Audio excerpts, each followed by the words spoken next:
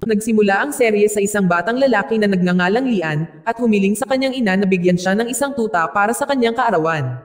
Noong una, tumanggi ang kanyang ina, dahil mahihirapan silang mag-alaga ng hayop sa kanilang apartment. Ngunit kalaunan nangako ang kanyang ina na bibigyan siya ng isang tuta. Isang misteryosong lalaki ang dumating sa apartment at pinindot ang doorbell. Binuksan ng babaeng nakatira ang pinto at tinanong kung sino siya. Ngunit imbes na sagutin siya, sinaksak agad ng lalaki ang babaeng iyon. Matapos siyang patayin, pinatay din niya ang 3 pang babae sa lugar na iyon.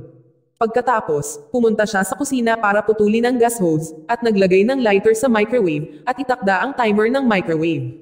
Pagkatapos niyang gawin ang lahat ng bagay na iyon, tahimik siyang umalis sa apartment. Aalis si Lian at ang kanyang ina sa kanilang apartment para pumunta sa shelter ng hayop para kunin ang tuta.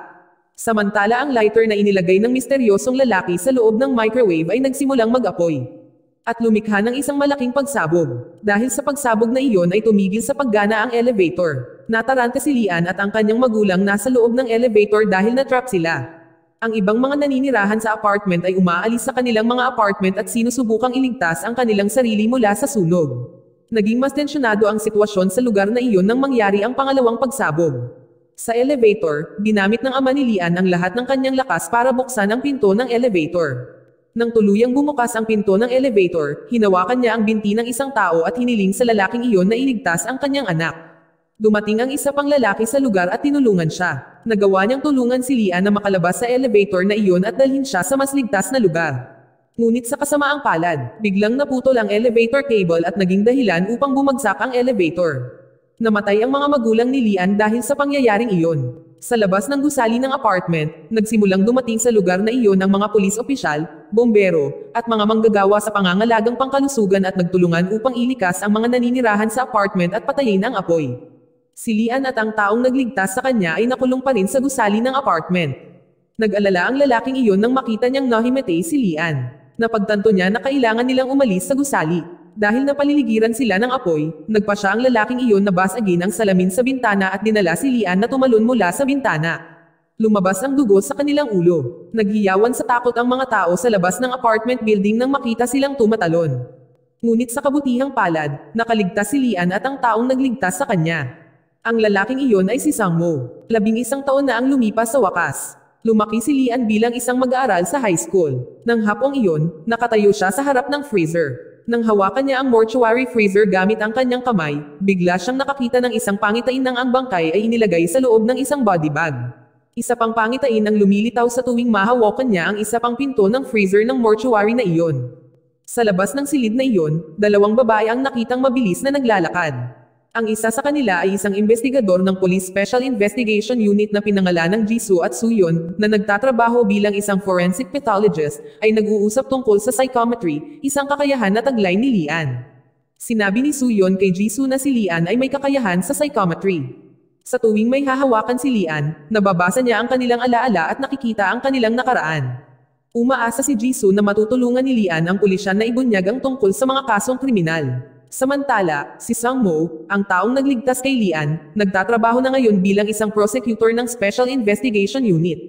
Bumibisita sa isang hospital na katatapos lang masunog. Siya at ang kanyang team ay nagsisikap na hanapin ang salarin na sumunog sa lugar na iyon. Sa mortuary, sinuri ni Jisoo at Lian ang mga bangkay ng mga biktima na namatay sa sunog. Sinabi ni Jisoo kay Lian na gamitin ang kanyang kakayahan para tulungan sila sa kasong ito. Nang hawakan ni Lian ang ulo ng isang biktima, nakita niya ang isang room number 701 sa kanyang paningin.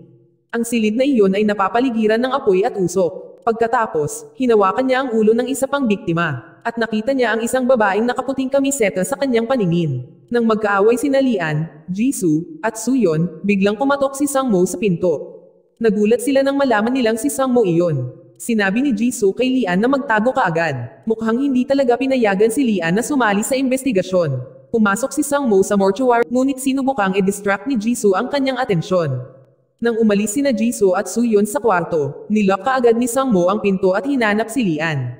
Pagkaraan ng ilang sandali, sa wakas ay natagpuan niya siya sa loob ng freezer ng mortuary. Nakangiting sinalubong siya ni Lian at tinawag siyang kapatid.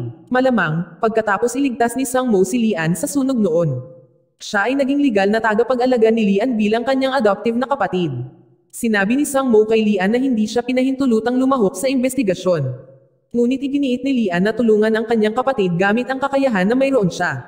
Pagkatapos noon, bumalik si Sang Mo sa kanyang opisina. Inusisa niya ang isang saksi sa sunog sa hospital. Ang testigo na iyon ay isang insurance consultant. Sinabi niya kay Sang Mo na noong gabing iyon, pumunta siya sa hospital para makipagkita sa isang pasyente doon. Ngunit nang subukan niyang pumasok sa isang silid, aksidente niyang nakita ang isang babae na sinasaksak ang isang pasyente, nagbuhos ng gasolina sa sahig, at nasunog ang silid na iyon. Pagkatapos ay sinabi niya sa mga manggagawa ang tungkol sa kanyang nakita at mabilis na inilikas ng mga manggagawa doon ang mga pasyente. Ang babaeng nakita ng saksing iyon na pumatay ng isang pasyente at sinunog ang isang silid doon ay si Song. Kilala siya bilang pasyente na madalas nababalisa sa maingay at walang kontrol na paraan. Ipinagpalagay ng unit ng investigasyon na binawian ng buhay ni Song ang kanyang sariling buhay matapos niyang patayin ng isang lalaki at sunugin ang hospital. Nang imungkahi ng isang pulis na kailangan nilang isara ang kasong ito, tumutol kaagad si Jisoo at sinabing masyadong maaga para isara ang kaso.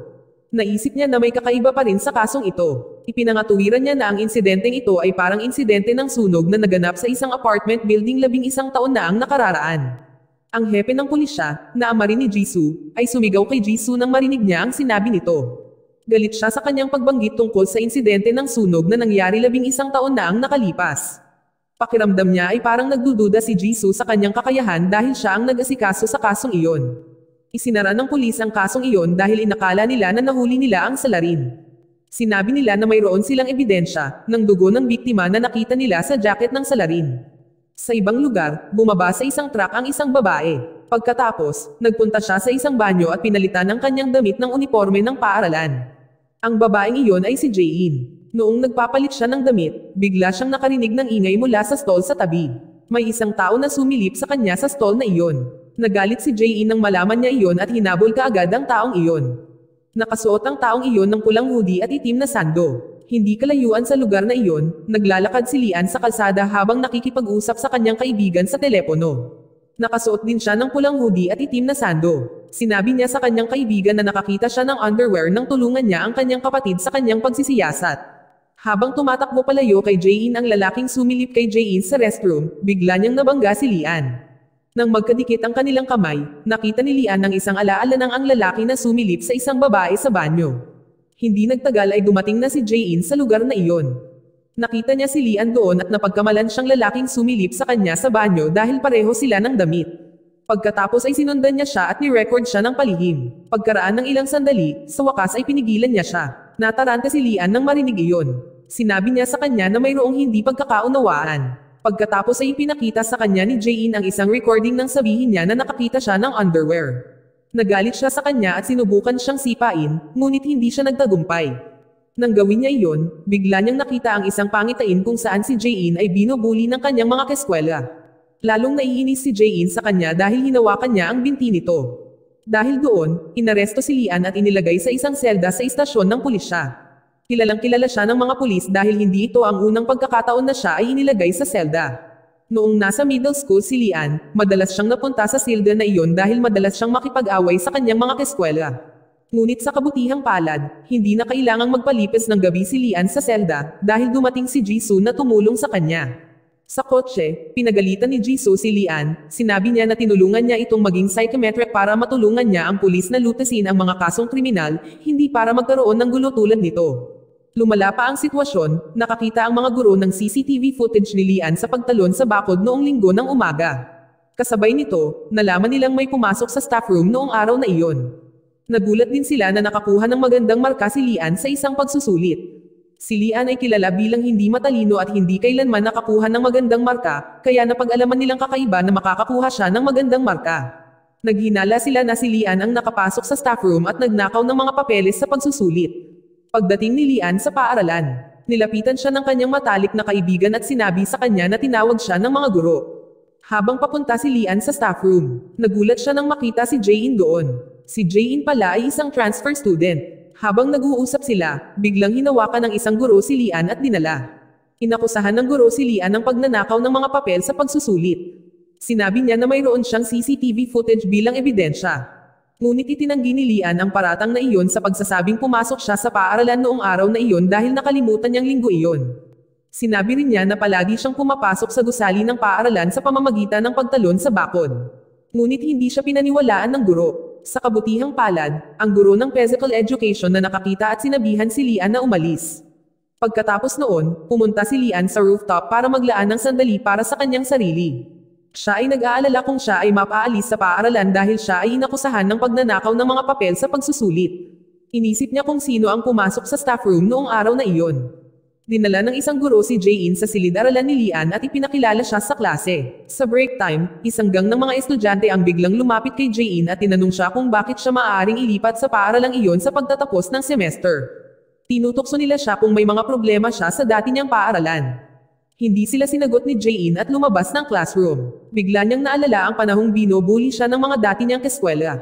Na-trigger siya sa alaalang iyon kaya bigla siyang nagkaroon ng panic attack. Pagkatapos ay pumunta siya sa rooftop para pakalmeyan ang sarili. Sa kabilang bahagi ng rooftop, nagbabasa si Lian ng isang artikulo tungkol sa insidente ng sunog na nangyari 11 taon na ang nakalipas. Tandang-tanda pa rin niya kung paano siya muntik nang mabiktima sa insidenteng iyon. Nakita niya ang isang pangitain mula sa kanyang alaala nang tulungan siya ng isang lalaki na makalabas sa elevator kung saan siya at ang kanyang mga magulang ay nakulong. Pero, nalaman ng mga pulis kalaunan na ang may gawa ng insidente ng sunog ay ang lalaking tumulong kay Lian upang makalabas ng elevator. Sa wakas ay pinasok sa bilangguan ang lalaking iyon. Sa tanggapan ng taga-usig, pinag-usapan ni Jisoo at Sangmo ang tungkol sa insidente ng sunog na nangyari sa hospital. Na-curious pa rin si Jisoo tungkol sa babaeng nakasuot ng puting sando at singsing na nakita ni Lian sa kanyang paningin. Naisip niya na ang babae ay isang nurse sa hospital na iyon na maaaring magbigay sa kanila ng karagdagang impormasyon tungkol sa kung ano talaga ang nangyari noong gabing iyon. Dahil doon, nagpasya siyang hanapin ang babaeng iyon. 11 taon na ang nakalipas, ilang araw pagkatapos maganap ang insidente ng sunog sa apartment building ni Lian. Binuksan ng batang si Lian ang isang kahon na naglalaman ng kanyang mga personal na gamit. Iyon lang ang mga ari-arian na nailigtas ng pulis mula sa insidente ng sunog. Napaiyak si Lian nang makita niya ang kanyang stuffed toy sa loob ng kahon. Ipinaalala nito sa kanya ang kanyang ina na bumili ng laro ang iyon para sa kanya. Biglang tumakbo sa harap niya ang isang batang babae. Habang ginagawa niya iyon, hindi sinasadyang naiwan ang kanyang sapatos. Sa istasyon ng pulisya, dumating ang isang van at lumabas ang isang lalaki. Ang lalaking iyon ay ang taong iginiit ng pulis bilang may kagagawan ng insidente ng sunog. Habang naglalakad siya patungo sa gusali kasama ang mga pulis, ibinawling niya ang kanyang ulo sa isang batang babae. Ang batang babae na iyon ay ang batang babae na tumakbo sa harap ni Lian. Nalungkot siya nang makita niyang hinuhuli ng pulis ang kanyang ama. Pagkatapos, umiyak siya at umalis sa lugar na iyon. Habang tumatakbo siya, hindi sinasadyang nabangga niya si Lian. Ang babaeng iyon ay patuloy na umiiyak at tumatawag sa kanyang ama. Naawa si Lian sa kanya, kaya binigyan niya siya ng candy. Sa kasalukuyan, ang batang babae na iyon ay naging isang mag-aaral sa high school, siya pala si Jae-in. Pagkaraan ng ilang sandali, sa wakas ay handa na siyang bumalik sa silid-aralan. Kasabay nito, inihanda din ni Lian ang kanyang sarili na pumunta sa silid-aralan. Tumalon siya mula sa kanyang pwesto, ngunit bigla niyang napagtanto na nandoon si Jae-in. Mabuti na lang at nahawakan niya ang hagdan para hindi masaktan si Jae-in. Habang papunta sila sa classroom, muli silang nag-away. Galit pa rin si Jae-in kay Lian sa pagsilip sa kanya. Sinubukan ni Lian na ipaliwanag sa kanya na hindi niya ginawa iyon, ngunit hindi siya pinaniwalaan ni Jae-in. Nang magsimula ang klase, ang guro ng matematika at ang klase ay namangha kay Jae-in dahil madali niyang nalutas ang mga problema sa matematika sa pisara. Pinuri ng gurong iyon sa matematika si Jae-in dahil sa kanyang katalinuhan. Ngunit sa halip na maging masaya, si Jae-in ay nagalit sa kanya dahil sa pang-iinsulto sa kanyang mga kaklase. Tumayo siya sa kanya at sinabing dahil sa isang gurong tulad niya kaya naging tamad at problemado ang mga estudyante. Ipinagtanggol din niya si Lian at sinabi sa kanya na hindi si Lian ang nagnakaw ng mga papel sa pagsusulit. Naiinis sa kanya ang math teacher na iyon. Hindi niya naunawaan kung bakit ipinagtanggol niya ang kanyang mga kaklase. Pagkatapos ay hinamon niya siya na patunayan na hindi ninakaw ni Lian ang mga papel sa pagsusulit at tinanggap kaagad ni Jae-in ang kanyang hamon. Kinagabihan, palihim na pumasok si Lian sa gusali ng paaralan. Nais niyang pumunta sa staff room para maghanap ng anumang ebidensya na magpapatunay na wala siyang kasalanan. Sa kanyang espesyal na kakayahan sa psychometry, sinubukan niyang hanapin ang code para i-unlock ang pinto ng staff room. Ngunit nabigo siyang gawin iyon dahil 2 numero lang ang nakita niya, 6 at 2, sa kanyang paningin. Biglang dumating si Jae-in sa lugar na iyon. Palihim siyang pumasok sa gusali ng paaralan dahil gusto rin niyang makahanap ng anumang ebidensya na magpapatunay na hindi ninakaw ni Lian ang mga papel sa pagsusulit. Dahil tinanggap niya ang hamon ng guro sa matematika, kailangan niyang mahanap ang ebidensya sa lalong madaling panahon. Pagkatapos, pinindot niya ang ilang numero sa lock ng pinto at sa wakas ay nagawa niyang buksan ang pinto. Lumalabas, ang code ay binubuo ng 2 numero lamang, 6 at 2. Sina Jae-in at Lian ay nagsimulang maghanap. Sinuri nila ang mga dokumento, mga computer, at mga drawer doon upang mahanap ang anumang na maaaring magamit upang patunayan ang pagiging inosente ni Lian. Nang buksan ni Jae-in ang isang drawer, nakakita siya ng ilang pang-adultong magazine na kinumpiska ng mga guro. Sinubukan ni Lian na kunin ang mga magazine na iyon, ngunit hindi sinasadyang nahawakan niya ang ibang bagay. Bigla siyang nagkaroon ng pangitain kung saan may nakita siyang taong palihim na pumasok sa lugar na iyon at may hawak na dilaw na pencil case. Ang taong iyon ay isang estudyante doon ngunit hindi makita ni Lian ang kanyang mukha.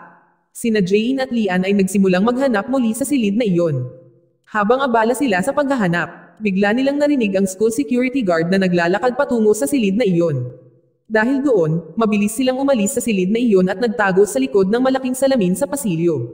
Habang nagtatago sila, napansin ni Jae-in na iba ang mga mata ni Lian sa mga mata na sumilip sa kanya sa butas ng banyo noong isang araw. Sa wakas ay napagtanto niya na hindi si Lian ang taong sumilip sa kanya. Biglang hinailan ni Lian si Jae-in palapit sa kanya para hindi sila mahuli ng security guard. Nang hawakan niya ang kamay nito, nakita niya ang isang numerong 3,145 sa kanyang paningin. Nagulat si Jae-in nang banggitin ni Lian ang numerong iyon. Tinanong niya ito kung paano niya nalaman ang tungkol sa numerong iyon at pinaliwanagan siya ni Lian sa pagsasabing malamang na nagkamali siya ng narinig. Nang ligtas na ang sitwasyon, para makalabas sila sa kanilang pinagtataguan, tuluyang umalis sina Lian at Jae-in sa gusali ng paaralan nang walang nakuhang anuman. Habang pauwi si Jae-in, napagtanto niya na may sumusunod sa kanya. Inilabas niya ang kanyang stun gun at naghanda, pero lumabas, ang lalaking sumusunod sa kanya ay si Sang-mo. Pagkatapos ay hiniling niya na pumunta sila malapit sa convenience store kasama niya. Napag-alaman na si Sang-mo ang taong nagbayad ng tuition sa paaralan ni Jae-in habang nakakulong ang kanyang ama. Sa convenience store na iyon, sinabi ni Sang-mo kay Jae-in na nakatira siya sa tapat ng kanyang inuupahang bahay ngayon. Kinabukasan, sinabi ni Lian sa kanyang matalik na kaibigan na ang taong pumasok sa staff room ay isang batang babae na may dilaw na pencil case. Sinabi niya na may plano niyang alamin kung sino ang babaeng iyon. Bigla niyang itinaas ang alarma sa sunog. Gaya ng inaasahan niya, papalabas na ang mga estudyante sa gusali ng paaralan nang marinig nila ang tunog ng alarma. Si Lian ay naghihintay sa kanila sa labas ng gusali at inilahad ang kanyang mga braso. Isa-isa niyang hinawakan ang mga ito at umaasa na makikita niya ang dilaw na lalagyan ng lapis sa mga pangitain niya. Ngunit sa halip na hulihin ang salarin, nabigla siya at napagod dahil sa hawakan ng napakaraming tao ng sabay-sabay. Bumagsak pa siya sa lupa at nagkaroon ng nosebleed. Nilapitan siya ng guro ng physical education at sinabihan siyang bumangon. Tinanong siya ni Lian kung may kilala siyang mag-aaral na may dilaw na pencil case. Nataranta ang gurong iyon nang marinig niya ang kanyang tanong at tinakpan kaagad ang kanyang bibig. Biglang, nakita ni Lian ang isang pangitain kung saan ang gurong iyon ay lumapit sa mag-aaral na may dalang dilaw na pencil case. Ang mag-aaral na iyon ay may pregnancy test sa kanya. Ngunit nang sinubukan niyang ibalik ito sa kanyang pencil case, biglang dumating ang guro sa matematika sa lugar na iyon. At kinumpiska ang pregnancy test dahil akala niya ay sigarilyo iyon. Si So-hyun ang estudyanteng iyon. Inamin ni So-hyun kay Jae-in na siya ang pumasok sa staff room. Nataranta si Jae-in at nagtanong sa kanya kung bakit niya ito sinabi sa kanya. Sinabi niya na gusto niyang mahanap ni Jae-in ang may kasalanan para hindi siya ma-kick out sa paaralan. Pumasok ang guro sa math sa silid-aralan at naglakad patungo kay Jae-in.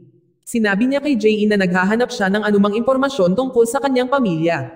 Nang banggitin na sana niya ang pangalan ng kanyang magulang, bigla siyang pinutol ni Jae-in at pinag-usapan ng tungkol sa ibang paksa. Sinabi niya na hindi si Lian ang nagnakaw ng mga papel sa pagsusulit. Sa isang gabi, habang naghahanap siya sa staff room kasama si Lian, nakakita siya ng ilang papel sa pagsusulit na minarkahan sa loob ng isang drawer. Ang mga papel sa pagsusulit na iyon ay pagmamayari ng 5 estudyante sa mataas na paaralang iyon. Kaya, sa lahat ng oras na ito, ang mga papel sa pagsusulit ay hindi ninakaw ng mga mag-aaral, ngunit ibinenta mismo ng guro ng matematika iyon. Nagalit ang guro sa matematika na iyon nang marinig niya iyon. Isang estudyante ang lihim na nag-record sa kanila at nag-upload ng video sa internet. Nag-viral ang video na iyon at sa wakas ay tinanggal sa trabaho ang guro sa matematika na iyon dahil sa pagbebenta ng mga papel sa pagsusulit sa mga estudyante. Natuwa si Jae-in na napatunayan niya ang pagiging inosente ni Lian nang hindi kailangang sabihin sa sino man na ang taong pumasok sa staff room ay si So-hyun. Kinagabihan, nang pumunta si Jae-in sa balcony, nakita niya si Sang-mo sa balcony sa tapat niya. Sinubukan niyang kausapin ito, ngunit bigla niyang nakita si Lian sa lugar na iyon. Agad siyang nagtago at nagtaka kung ano ang ginagawa ni Lian sa balkonahe ni Sangmo. Palihim niyang pinakinggan ang kanilang pag-uusap at narinig niyang tinatawag ni Lian si Sangmo na kapatid. Pagkatapos ay pinag-usapan ni Lian at Sangmo ang tungkol sa espesyal na kakayahan ni Lian sa psychometry.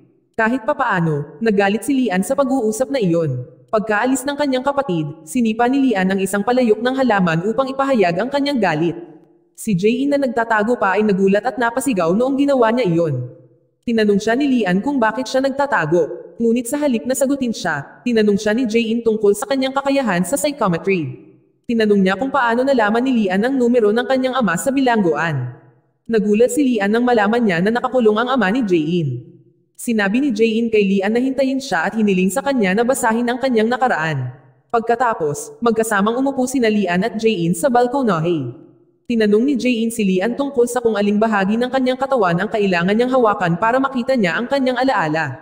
Sinabi ni Lian na sapat na ang kanyang kamay, ngunit naisip ni Jae-in na dapat niyang hawakan ang kanyang mga lips dahil ito ang pinakasensitibong bahagi ng kanyang katawan. Nagulat si Lian nang marinig iyon. Kinabahan siya nang magsimulang ihilig ni Jae-in ang kanyang mukha sa kanya at hilingin sa kanya na basahin siya. Biglang nahulog si Lian sa kama. Lumalabas, iniisip lang niya iyon. Ang totoong nangyari noong gabing iyon ay nagbago ang isip ni Jae-in at kinansela ang kanyang planong pumunta sa balkonahe ni Lian.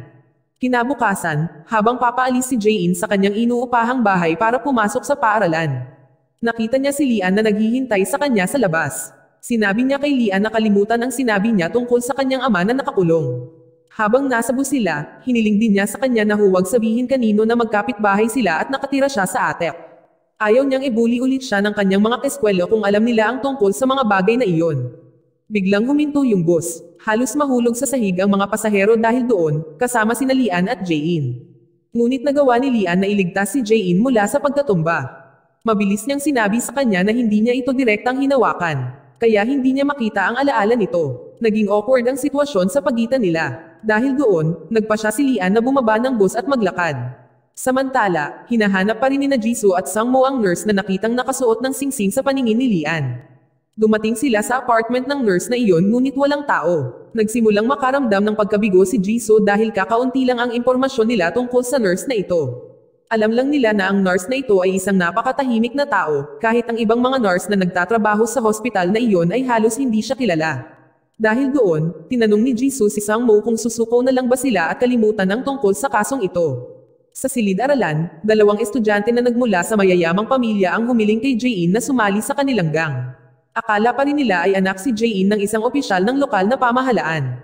Ngunit tinanggihan kaagad ni Jae-in ang kanilang alok. Nasaktan ng mga babaeng iyon nang marinig nila iyon, akala nila ay minamaliit sila ni Jae-in. Ngunit biglang, dumating si Lian. At hiniling sa dalawang babaeng iyon na gawin ang kanilang mga tungkulin sa lalong madaling panahon. Nakahinga si Jae-in nang tuluyan siyang iwan ng mga babae. Kahit na wala siyang sinabi, tumingin siya kay Lian na parang nagpasalamat sa pagligtas sa kanya.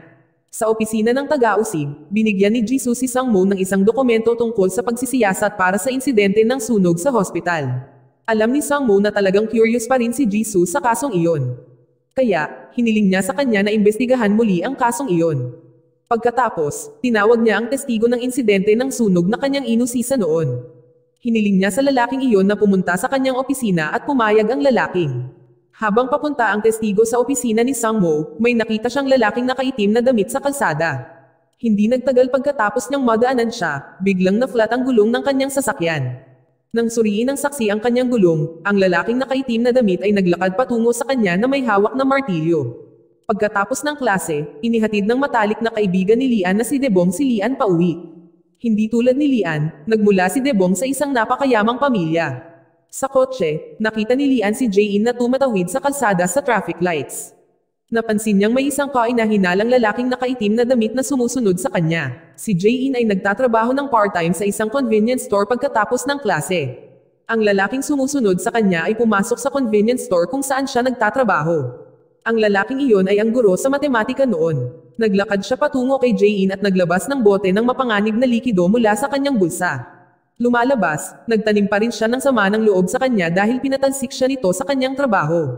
Kaya, gusto niyang maghayganti sa kanya sa pamamagitan ng pagbuhos ng likidong iyon sa mukha ni Jae-in. Ngunit nang subukan niyang gawin iyon, biglang hinawakan ni Lian ang kanyang kamay at pinigilan siya. Pagkatapos ay inatake niya siya at nagsagawa ng joint lock sa kanya. Nadulas mula sa kanyang kamay ang bote ng likido. Nataranta si Jae-in nang halos lumampi ang delikadong likido sa mukha ng guro, kaya hiniling niya kay Lian na pakawalan siya. Sa wakas ay pinakawalan siya ni Lian at tinawagan si Jisoo. Hindi nagtagal pagkatapos noon, dumating ang mga pulis sa lugar na iyon at isinama ang guro. Sinabi ni Lian kay Jisoo na si Jae-in ay kanyang kaklase at kapitbahay. Pagkatapos, pumasok siyang muli sa convenience store para bumili ng kanyang mga paboritong candy. Ibinigay niya ang mga candy na iyon kay Jae-in. Pareho silang pamilyar sa eksenang iyon, ngunit hindi nila namalayan na nagkita na sila noong mga bata pa sila.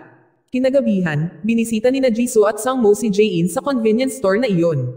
Nag-alala si Sangmo kay Jae-in matapos sabihin sa kanya ni Jisoo na muntik nang atakihin si Jae-in ng dati niyang guro. Nag-aalala rin si Jisoo sa kanya, kaya tinawagan niya si Lian at hiniling na maging personal bodyguard ni Jae-in. Tinanggihan kaagad ni Lian ang kanyang kahilingan. Ngunit pagkatapos siyang pilitin ni Jisoo, sa wakas ay sumuko na si Lian at pumayag na gawin ang hiniling niya. Pagkatapos noon, pinahatid na ni Sangmo si Jae-in pauwi. Pag-uwi niya, nakatanggap siya ng tawag mula sa isang tao na nagsabi sa kanya tungkol sa saksi ng insidente ng sunog sa hospital. Nagulat siya nang marinig niya na pinatay ang testigo na iyon. Pumunta siya kaagad sa pinangyarihan ng krimen. Pagdating nila ni Jisoo doon, nakita nila ang bangkay ng lalaking iyon na nakagapos. Naisip ni Sangmo na sadyang ginawa ito ng mamamatay tao para hamanin siya. Kinabukasan, nang umalis si Jae-in sa kanyang inuupahang bahay, nakita niyang muli si Lian na naghihintay sa kanya sa labas. Sa pagkakataong ito, sa wakas ay nagpasya silang pumasok sa paaralan ng magkasama. Napangiti ng tahimik si Jae-in dahil doon. Sa bus, muli siyang humagikgik nang makita niya ang magulong buhok ni Lian. Gusto niyang ayusin ito, ngunit hindi nagtagal ay nagbago ang isip niya. Sa rooftop, nagsimulang buksan ni Jae-in ang kanyang sarili kay Lian. Sinabi niya kay Lian na palagi siyang lumilipat sa mga paaralan dahil ayaw niyang malaman ng sino man na ang kanyang ama ay isang bilanggo. Natatakot siya kung tawagin siya ng mga tao na anak ng isang mamamatay tao kung alam nila ang tungkol sa kanyang ama. Matapos marinig iyon ni Lian, sinabi niya rito ang kanyang kwento bilang kapalit. Sinabi niya sa kanya na siya ay ulila na. Sinabi rin niya na madalas siyang nakikipag-away noong nasa middle school siya dahil nakaramdam siya ng galit at pag-iisa. Ngunit sa isang gabi, habang pauwi siya sa bahay, napadpad siya sa isang kalye. Naiyak siya nang makakita siya ng aso sa loob ng kahon na iyon dahil nakita niya ang sarili niya sa aso. Katulad ng asong iyon, pinalayas din siya at walang mag-aalaga sa kanya. Biglang lumitaw si Sangmo sa lugar na iyon at hiniling na sumama sa kanya. Napuno ng luha ang mga mata ni Lian nang marinig iyon. Naantig siya na sa wakas ay may humiling sa kanya na maging bahagi ng kanilang pamilya. Sinabi ni Lian kay Jae-in na si Sangmo lang ang taong hindi niya ma-access ang alaala at nakaraan kahit nahawakan niya siya. Hanggang ngayon, wala pa rin siyang ideya kung bakit nangyari ang ganoong bagay.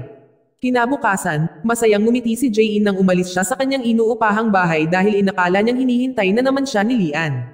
Ngunit nang makalabas siya sa kanyang bahay, hindi niya ito nakita kahit saan. Nagpasya siyang pumasok sa paaralan ng mag-isa dahil ayaw niyang malate. Late na pala nagising si Lian. Paglabas niya ng bahay, nakita niyang naghihintay na si Debong sa kanya. Tila nataranta si Debong at sinabi sa kanya na may malaking problema sa paaralan.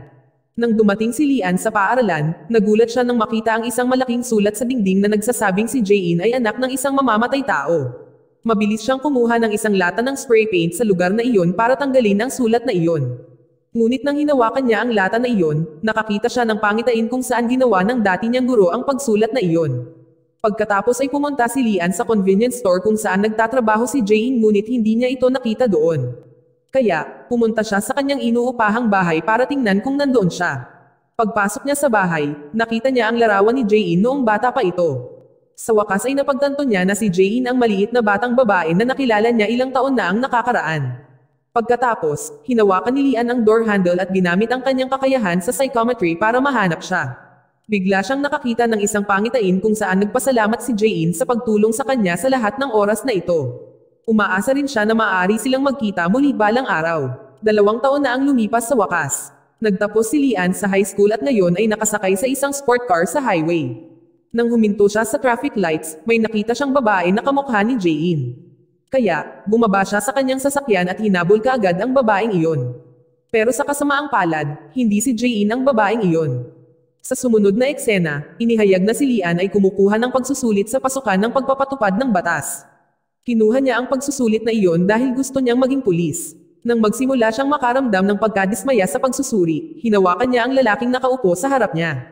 Sinubukan niyang gamitin ang kanyang kakayahan sa psychometry para kopyahin ang mga sagot ng lalaking iyon.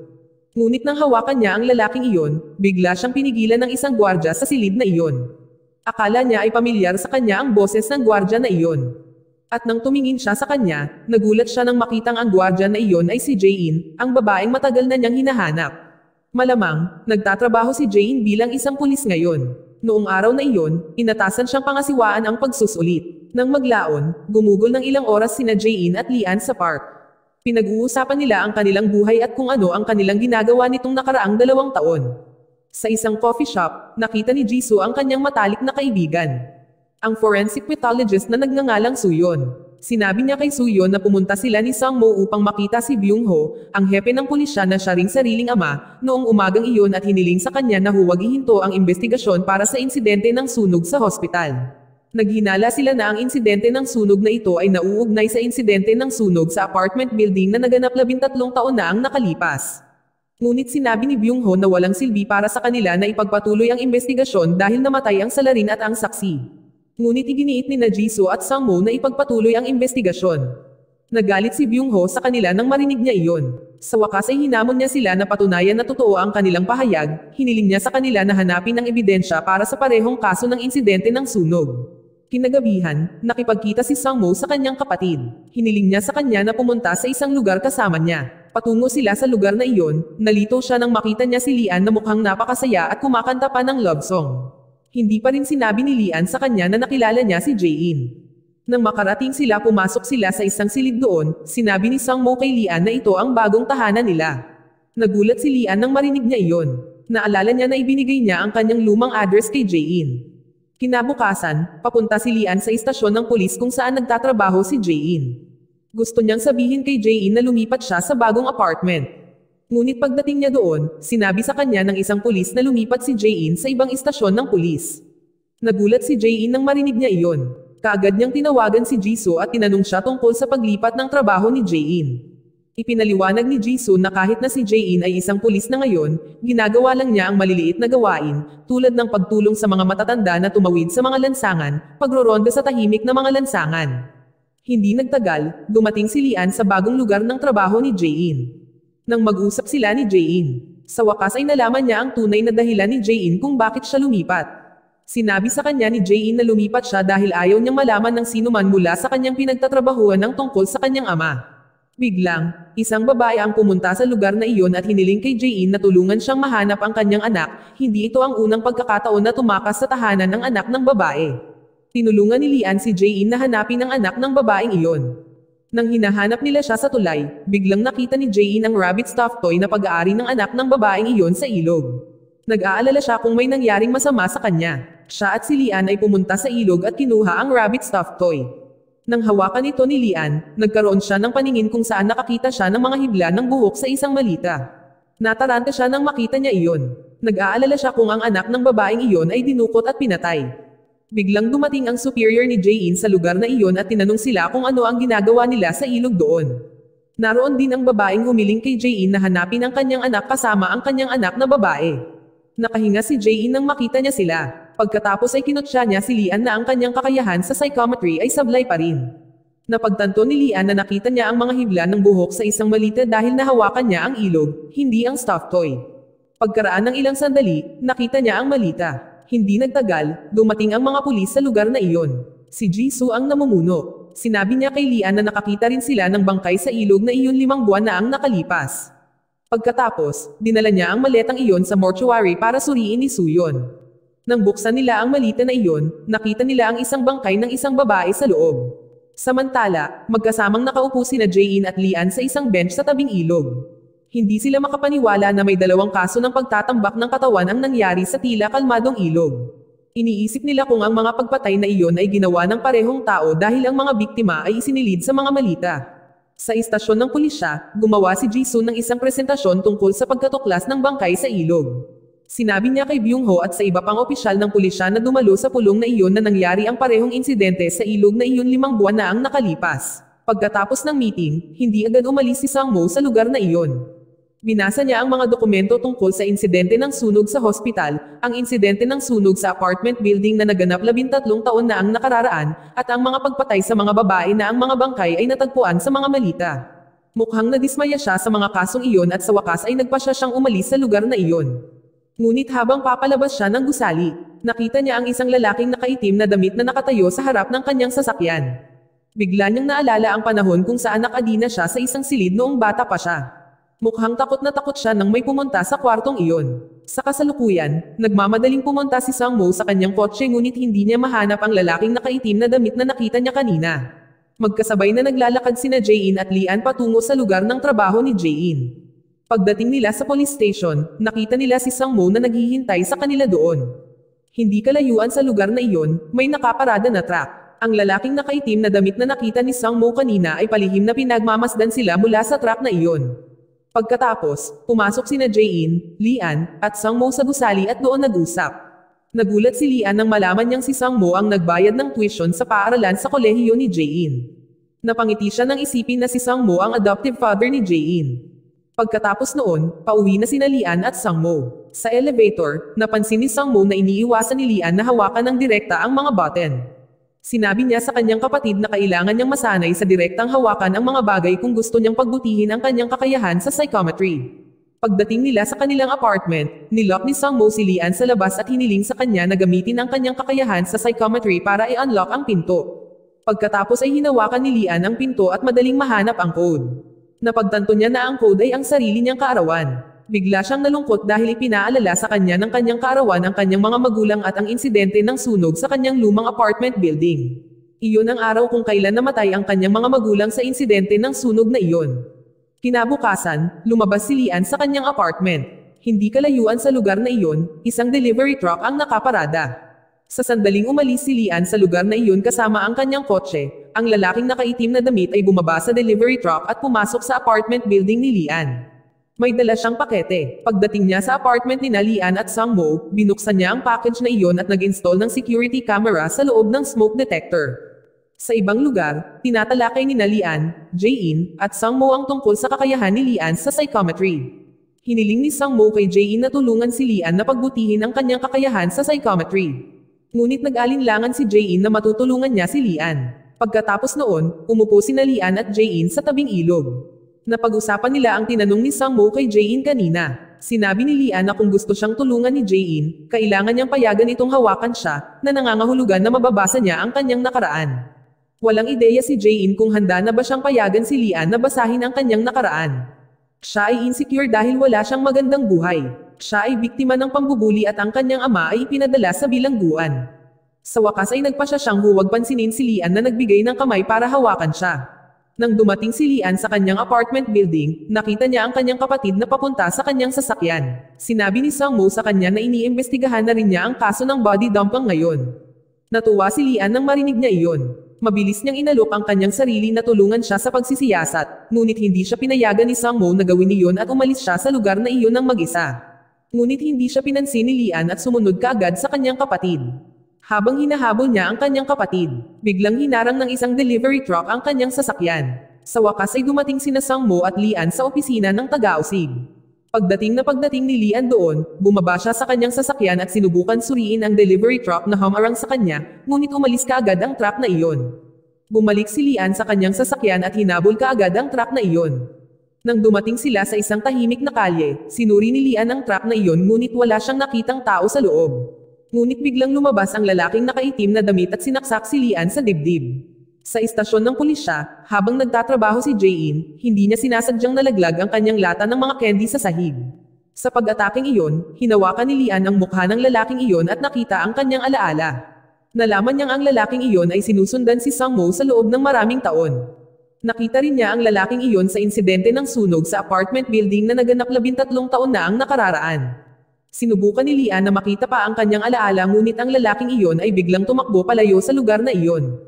Hindi nagtagal, dumating ang isang ambulansya at dinala siya sa hospital. Isinugod sina Jisoo at Sang-mo sa hospital nang mabalitaan nila ang nangyari kay Lian. Habang dinadala si Lian sa emergency room, sinabi niya sa kanyang kapatid na sinusundan siya ng lalaking nakaitim na damit.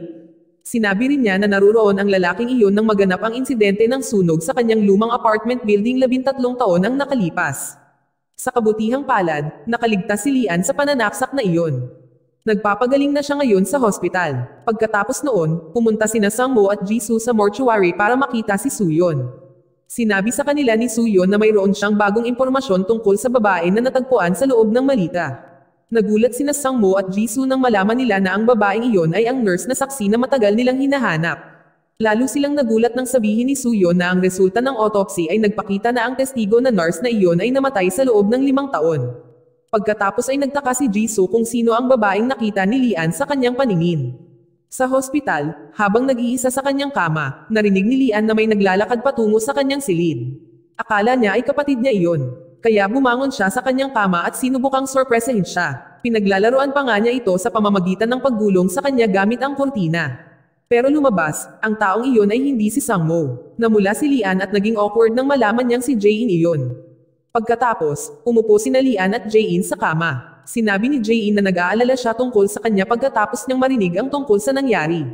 Dahil doon, sa wakas ay pumayag siyang tulungan siya na pagbutihin ang kanyang kakayahan sa psychometry. Pagkatapos nilang mag-usap ng ilang sandali, nagpa siya si Jae-in na umuwi. Inihatid siya ni Lian palabas ng gusali ng hospital. Pagbalik niya sa kanyang kwarto, hinawakan niya ang kurtinang ginamit niya para igulong si Jae-in kanina. Sa kanyang paningin, nakita niyang namumula si Jae-in nang niyakap niya ito. Habang naghihintay si Jae-in ng bus sa bus stop, may biglang humantong sasakyan sa kanya. Si Sang-mo pala, inalok siya ni Sang-mo na sumakay pa uwi at pumayag si Jae-in. Ngunit bago sila tumuloy sa bahay ni Jae-in, dinala muna siya ni Sang-mo sa kanyang opisina. Sa kanyang silid, binigyan siya ng isang book journal kung saan isinulat niya ang pagbuo ng kakayahan ni Lian sa psychometry. Ibinigay niya ang aklat na iyon sa kanya dahil pumayag si Jae-in na tulungan si Lian na pagbutihin ang kanyang kakayahan sa psychometry. Kinabukasan, binisita ni Jae-in ang kanyang ama sa kulungan. Tuwang-tuwa ang ama ni Jae-in na sa wakas ay makikita niyang muli ang kanyang anak pagkaraan ng mahabang panahon. Ngunit hindi nagtagal ay nagalit siya nang sabihin sa kanya ni Jae-in na hahanapin niya ang totoong tao na responsable sa insidente ng sunog sa apartment building na naganap 13 taon ang nakalipas. Hiniling niya sa kanya na huwag gawin iyon dahil natatakot siya kung may mangyaring masama sa kanyang anak. Pagkatapos noon, tumayo siya mula sa kanyang upuan at sinubukang kumbansihin si Jae-in na siya ang sumunog sa gusali ng apartment. Ngunit tumanggi si Jae-in na paniwalaan iyon. Alam niyang sinabi lang iyon ng kanyang ama para protektahan siya. Sa wakas ay nakalabas na si Lian sa hospital pagkatapos niyang ganap na gumaling. Sinundo siya ni Debong sa hospital at nagtungo sila sa isang lugar. Pumunta sila sa lugar ng trabaho ni Jae-in upang bisitahin si Jae-in. Sinabi ni Jae-in kay Lian na kailangan niyang simulan ang pagsasanay sa kanyang kakayahan sa psychometry. Pagkatapos ay dinala niya siya sa library at binigyan siya ng isang stack ng mga libro tungkol sa batas at kriminolohiya. Hiniling niya sa kanya na pag-aralan ng mabuti ang mga aklat na iyon upang makita niya ang mga bagay mula sa mas malawak na pananaw. Pagkatapos ay ginugol ni Lian ang kanyang araw sa pagbabasa ng mga aklat na iyon hanggang sa makatulog siya. Sa wakas ay nagising siya nang marinig niyang tumunog ang kanyang telepono. Si Jisoo pala ang tumawag sa kanya. Hiniling niya sa kanya na pumunta sa mortuary at tulungan siyang imbestigahan ang kaso. Sina Lian at Jae-in pagkatapos ay magkasamang pumunta sa mortuary. Iniharap ni Jisoo ang bangkay ng testigo ng nurse kay Lian. Ngunit nang sinubukang hawakan ni Lian ang bangkay ng babaeng iyon at gamitin ang kakayahan sa psychometry, bigla siyang pinigilan ni Jae-in. Sinabi ni Jae-in na kailangan munang malaman ni Lian ang background ng babaeng iyon para mas tumpak niyang makita ang memorya nito. Kaya, hiniling niya kay Jisoo na kunin ang mga dokumento tungkol sa kasong ito. Bumalik si Jisoo sa kanyang opisina para kunin ang mga dokumentong tinanong ni Jae-in. Sa elevator, nakita niya si Sang-mo at sinabi sa kanya na nasa mortuary ngayon sina Lian at Jae-in. Samantala ang misteryosong lalaking nakasuot ng itim na damit ay bumalik sa apartment ni Sang-mo at Lian. Sa labas, inilagay niya ang security camera sa loob ng smoke detector doon para malaman niya ang tungkol sa code para i-unlock ang pinto ng kanilang apartment. Noong nasa loob siya ng apartment na iyon, nakita niya ang larawan ni Sang-mo noong bata pa siya. Bulong niya sa sarili na sa wakas ay nahanap na rin niya. Sa mortuary, abala si Lian sa pag-aaral ng mga dokumento ng kasong iyon. Pagkatapos niyang pag-aralan ang mga ito, sinimulan niyang gamitin ang kanyang kakayahan sa psychometry sa bangkay ng babaeng iyon. Sa kanyang paningin, nakita niya ang isang matandang babae na nakahiga sa lupa na walang malay. Ang matandang babaeng iyon ay napapaligiran ng 3 lalaking nakaitim na damit. Ang isa pang lalaki ay naglakad patungo sa kanya na may hawak na martilyo sa kamay. Pagkatapos, marahas niyang inatake ang kawawang matandang babae gamit ang kanyang martilyo. Nagulat si Lian nang makita niya iyon at agad niyang iminulat ang kanyang mga mata.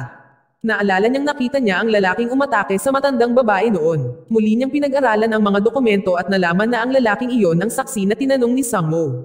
Ang lalaking iyon ay pinangalan ng Gapyong. Sinabi ni Jisoo kay Lian na pinatay si Gapyong bago pa siya nakilala ni Sangmo. Biglang nakaramdam ng matinding sakit si Lian at bumagsak sa lupa. Nataranta sina Jisoo at Jae-in nang makitang hinimatay siya. Nagulat din si Sangmo na kakapasok lang sa silid nang makita ang sitwasyon doon. Sa silda, ang ama ni Jae-in ay nakatitig sa bintana. Nakonsensya siya sa pagsigaw sa kanyang anak. Pagkatapos, pumunta siya sa banyo para kitilin ang sarili niyang buhay. Sa punerarya, sa wakas ay namulat muli si Lian. Tila naubusan na siya ng enerhiya noong ginamit niya ang kanyang kakayahan sa psychometry. Mula sa impormasyong nakalap nila sa ngayon, napagpasyahan nilang may nagutos kay Gapyong na patayin ang tunay na testigo ng nurse para makapasok sa hospital ang peking nurse. Pagkatapos ay nagpasya silang ihinto ang kanilang pagsisiyasat noong gabing iyon at ipagpatuloy ito sa susunod na araw. Habang si Lian at Jae-in ay nakaupo sa gilid ng kalsada at naghihintay ng taxi ng magkasama, biglang nakatanggap si Jae-in ng tawag mula sa bilangguan. Hindi siya nakaimik nang marinig niyang sinubukan ng kanyang ama kitilin ang sariling buhay. Hindi nagtagal, nagkaroon siya ng panic attack. Walang ideya si Lian kung ano ang kailangan niyang gawin para matulungan siya, kaya tinakpan lang niya ito ng kanyang jacket at niyakap siya. Pagkatapos noon, sila ni Jae-in ay nagtungo sa hospital kung saan na hospital ang ama ni Jae-in. Pagdating nila sa hospital, ibinalik ni Jae-in ang jacket ni Lian at sinabing gusto niyang makitang mag-isa ang kanyang ama. Pumasok si Jae-in sa kwarto ng kanyang ama at nakita ang kanyang ama na nakahiga sa kama. Ang kanyang ama ay nabigo na magpakamatay at nakaligtas. Sinabihan niya si Jae-in na umalis ngunit hinawakan ni Jae-in ang kanyang kamay at hiniling sa kanya na maging matatag at kumapit ng kaunti pa. Ipinangako sa kanya ni Jae-in na patunayan niya na wala siyang kasalanan. Pagkatapos niyang bisitahin ang kanyang ama, bumalik siya kay Lian at hiniling sa kanya na umuwi ng magkasama. Maraming bagay ang iniisip niya noong gabing iyon. Sa wakas ay dumating na si Lian sa kanyang apartment. Nang hawakan niya ang lock ng pinto, nakita niya ang isang pangitain kung saan ang isang lalaking sumaksak sa kanya kanina ay pumasok sa kanyang apartment. Nagulat si Lian nang makita niya iyon. Maingat siyang pumasok sa apartment na iyon at binantayan ang lalaking iyon sa lugar na iyon. Nagtataka siya kung bakit pumasok ang lalaking iyon sa kanyang apartment. Sinuri niya ang bawat kwarto sa kanyang apartment, kabilang ang kwarto ni Sangmo, ngunit wala siyang nakitang sino man doon. Pagkatapos noon, nakipagkita siya sa security guard at tinanong siya kung may taong nakalusot sa kanyang apartment. Inamin ng security guard na hindi niya alam, kaya hiniling sa kanya ni Lian at ng kanyang kapatid na ipakita sa kanila ang footage ng security camera sa harap ng kanilang apartment. Ngunit nang suriin nila ito, nalaman nila na ang security camera na naka-install sa harap ng kanilang apartment ay sira. Pagkatapos, bumalik sila sa kanilang apartment at natanto na ang tanging bagay na nawawala sa lugar na iyon ay larawan ni Sangmo at ng kanyang ina. Pagkatapos ay nagsimulang magsabi ng isang bagay si Sangmo kay Lian. Sinabi niya na kanina pa niya gustong umalis sa South Korea dahil may lalaking humabol sa kanya. Hindi niya sinabi kung sino ang lalaking iyon at kung ano ang gusto niya sa kanya. Inamin niya na dati ay takot na takot siya sa lalaking iyon kaya papatayin niya ito kapag nakita niya itong muli sa kanyang kasalukuyang buhay. Sa isang abandonadong bodega, isang lalaki na kasuot ng itim na damit at itim na cap ay tumitingin sa larawan ni Sangmo at ng kanyang ina. Samantala, pumunta si Jisoo sa istasyon ng pulis para kausapin si Jae-in. Sinabi niya na sinabi sa kanya ni Sangmo ang tungkol sa ama ni Jae-in. Pagkatapos ay nagsimulang sabihin sa kanya ni Jae-in ang nangyari. Sinabi niya na 13 taon na ang nakalipas, iniimbestigahan ng kanyang ama ang insidente ng sunog na nangyari sa apartment building. Ngunit kahit papaano, ang kanyang ama ay inakusahan na siya ang may kasalanan dahil nakita ng pulis ang dugo ng biktima sa kanyang jacket. Sinabi ni Jae-in na plano niyang hilingin kay Lian na tulungan siya na malaman ang tungkol sa katotohanan sa pamamagitan ng paggamit ng kanyang kakayahan sa psychometry. Sa bahay, nakita ni Lian ang kanyang kapatid na umiinom ng gamot at tinanong siya tungkol dito. Sinabi ni Sangmo na ito ay isang aspirin lamang para mabawasan ang kanyang sakit ng ulo. Pagkatapos noon, umalis siya sa apartment para pumunta sa kanyang opisina. Ngunit pagdating niya sa harap ng elevator bigla niyang kinansela ang plano niyang pumasok sa elevator at bumalik sa kanyang apartment. Nakapagtataka, napatitig siya sa smoke alarm sa harap ng kanyang apartment at kinausap ang misteryosong lalaking iyon. Mula sa kanyang lugar, pinapanood siya ng lalaking iyon sa kanyang telepono. Tinitigan ni Sangmo ang mga mata ng lalaking iyon at sinabing alam niya kung ano ang gusto niya. Para bang naririnig Sumagot ang lalaking iyon na dapat mamatay ang isa sa kanila. Pagkatapos, sinira ni Sang-mo ang security camera na naka-install sa loob ng smoke alarm. Sa bahay, hinawakan ni Lian ang mga aklat ni Sang-mo at sinanay muli ang kanyang kakayahan sa psychometry. Habang ginagawa niya iyon, bigla siyang nakatanggap ng tawag mula kay Jae-in. Sinabi ni Jae-in na pupunta siya sa kanyang apartment. Matapos marinig iyon ni Lian, nilinis niya kaagad ang kanyang apartment. Noong una, parang awkward si Jae-in nang bisitahin niya si Lian sa lugar na iyon. Ngunit hindi nagtagal ay naging mas relaxed siya nang makilala niya at makipaglaro sa aso ni Lian. Si Lian ay nagsimulang magkwento sa kanya tungkol sa lalaking sumaksak sa kanya kanina.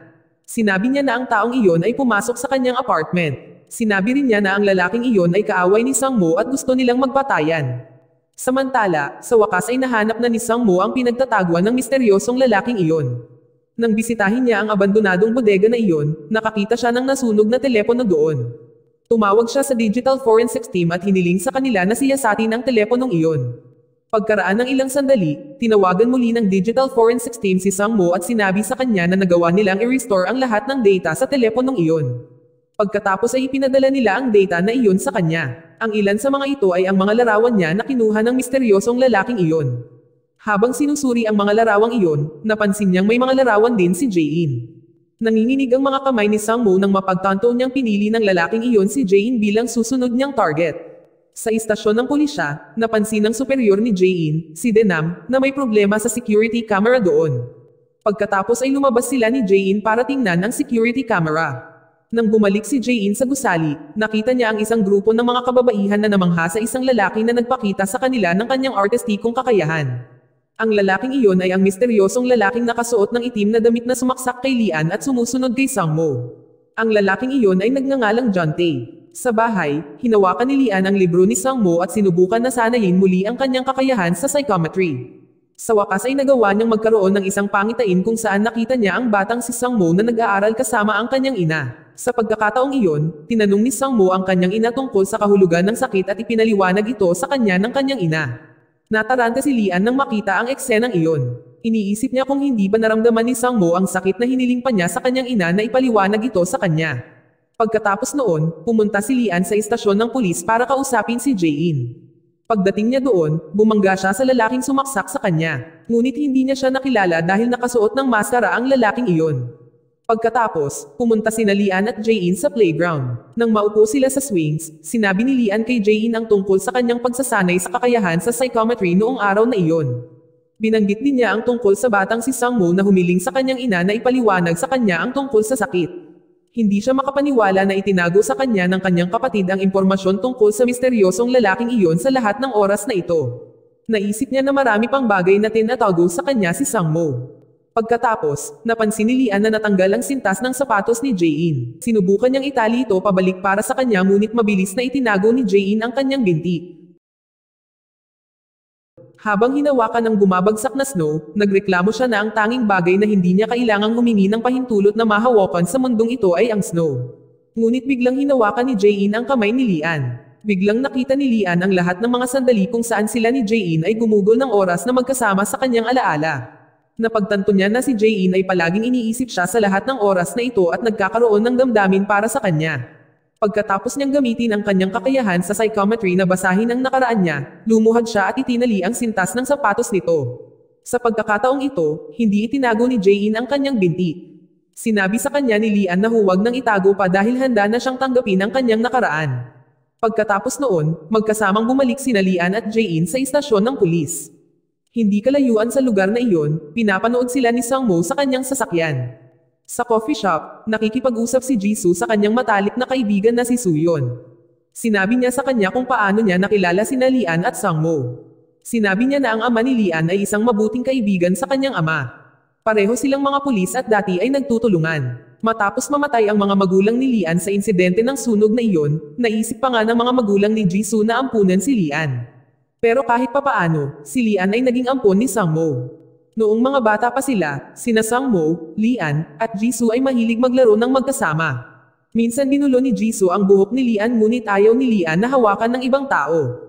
Hindi rin niya gustong hawakan ang mga tao. Walang ideya si Jisoo na si Lian ay may espesyal na kakayahan sa psychometry noon. Pagkatapos noon, bumalik si Suyon sa hospital at sinuri ang mga dokumento tungkol sa insidente ng sunog sa apartment building na naganap 13 taon na ang nakararaan. Mula sa mga dokumentong iyon, nalaman niya na ang ina ni Sang-mo ay biktima ng pananaksak. Sa silid ng interogasyon, si Sang-mo ay nagtatanong sa isang lalaki. Ang lalaking iyon ang huling taong nakipag-ugnayan kay Gapyong bago siya pinaslang. Lumalabas, inusisa ni Sang-mo ang lalaking iyon nang walang pahintulot. Tinanong ni Sang-mo ang lalaking iyon kung bakit ang kanyang numero ang huling numero na tinawagan ni Gapyong bago siya namatay.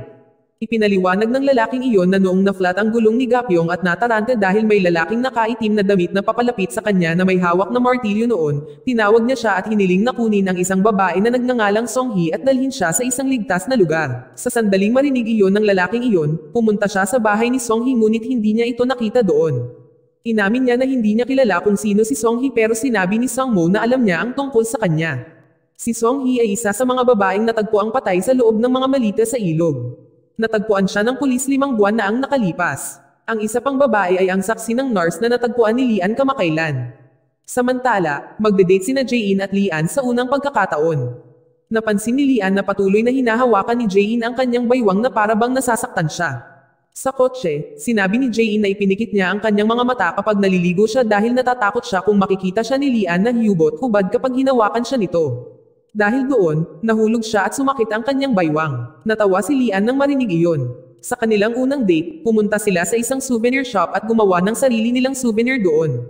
Mukhang nag-e-enjoy silang gumugol ng oras nilang magkasama. Sa istasyon ng pulisya, pumunta si Jisoo sa silid ng interogasyon at tiningnan ang pinakabagong dokumento doon. Nalaman niyang totoo ang sinabi ng kanyang nasasakupan, nag-interrogate si Sang-mo sa isang lalaki isa pang gabi at nakahanap ng bagong impormasyon tungkol kay Song-hee.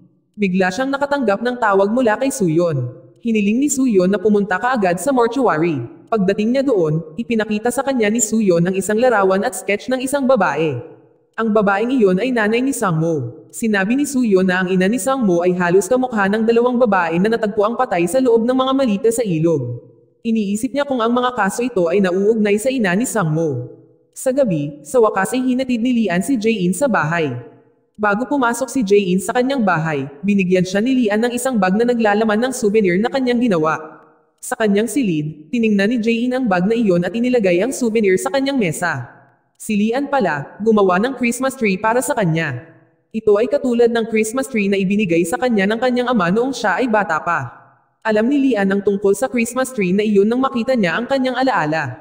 Naantig si Jae-in nang makita niya ang souvenir na iyon. Mabilis siyang lumabas ng kanyang bahay at niyakap si Lian mula sa likod. Napuno ng luha ang kanyang mga mata at marahang pinunasan ni Lian gamit ang kanyang kamay.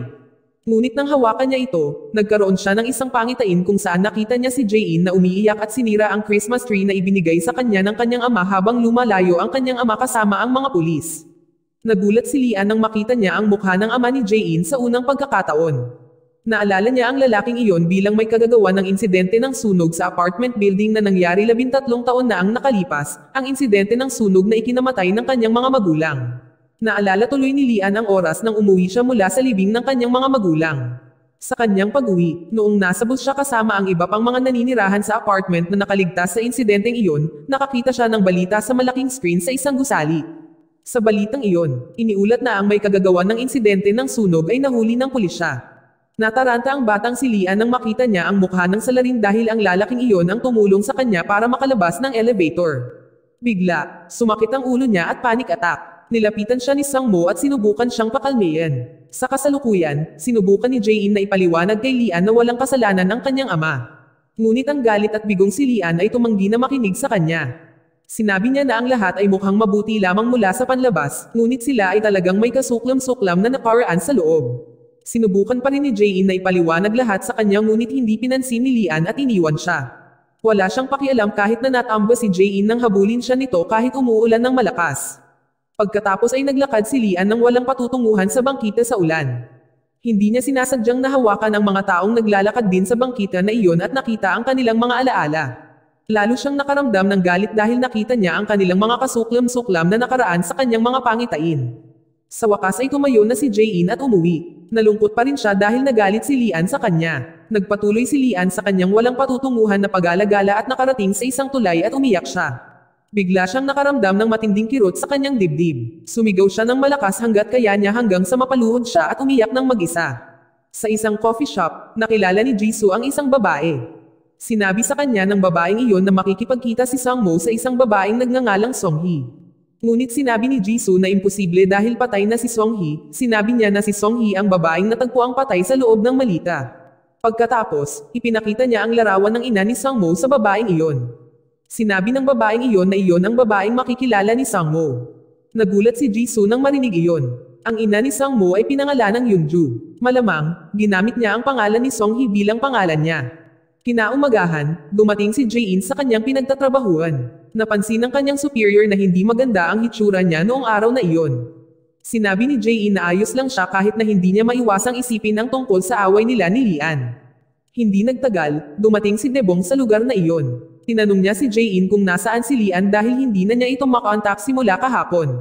Naghinala siya na nag-aaway sina Lian at Jae-in. Habang nagpapatrolya si Jae-in sa kalye, bigla siyang natamba mula sa kanyang motorsiklo dahil nasa ibang lugar ang kanyang isip.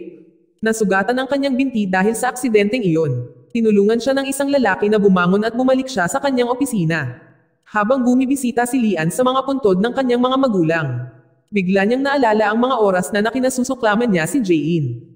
Dahil sa pagsisinungaling sa kanya at pagkakaroon ng ama na pumatay sa kanyang mga magulang, hindi niya magawang magsinungaling sa kanyang sarili na namimiss at mahal niya ito. Alam niyang hindi talaga kasalanan ni Jae-in. Ngunit hindi niya alam kung ano ang dapat niyang gawin dahil hinamak niya ang kanyang ama. Kinagabihan, pumunta siya sa kanyang lumang apartment building kung saan naganap ang insidente ng sunog na ikinamatay ng kanyang mga magulang.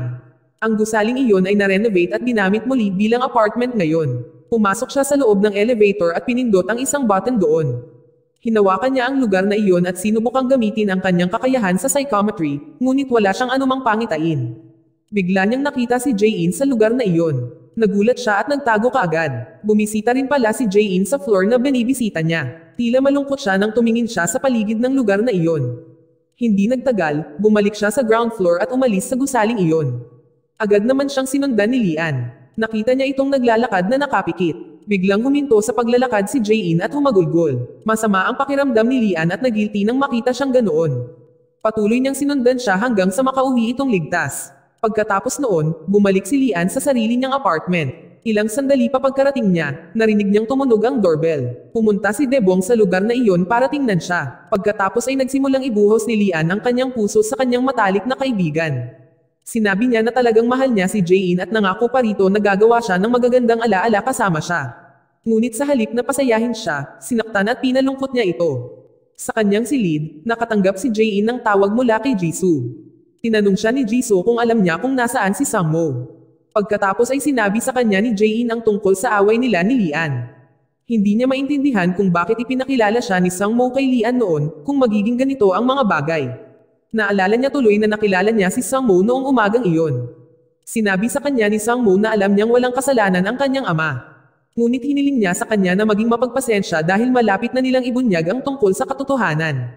Sinabi rin niya na pupunta siya sa isang lugar para hanapin ang totoong may kagagawan ng insidente ng sunog na iyon. Pagkatapos ibaba ang tawag ni Jae-in, umalis siya sa kanyang opisina at tumungo sa apartment ni Lian. Ngunit papunta doon, nabangga niya si John Tae. Hindi niya sinasadyang nabitawan ang kanyang telepono dahil doon. Tinawagan ni Jisoo si Lian at sinabi sa kanya na maaaring hinahanap ni Sangmo ang kanyang ina ngayon. Sinabi niya na ang ina ni Sangmo ay buhay pa at gumagamit ng mga peking pagkakakilanlan. Ginamit niya ang pagkakakilanlan ng mga babae na natagpuang patay sa loob ng mga malita. Ipinapalagay niya na ang ina ni Sangmo ang pumatay sa mga babaeng iyon para magamit niya ang kanilang mga pagkakakilanlan. Nakumbinsi rin niya si Lian na hindi ang ama ni Jae-in ang tunay na may gawa ng insidente ng sunog sa kanyang lumang apartment building. Matapos marinig iyon ni Lian, pumunta siya sa police station para kausapin si Jae-in. Ngunit pagdating niya doon, wala siyang nakitang tao doon. Sinubukan niyang tawagan si Jae-in ngunit narinig niyang nagriring ang telepono nito sa lugar na iyon. Hinawakan niya ang teleponong iyon at ginamit ang kanyang kakayahan sa psychometry para malaman ang tungkol sa nangyari. Sa kanyang pangitain, nakita niya si John Tae na bumangga kay Jae-in at kinidnap siya.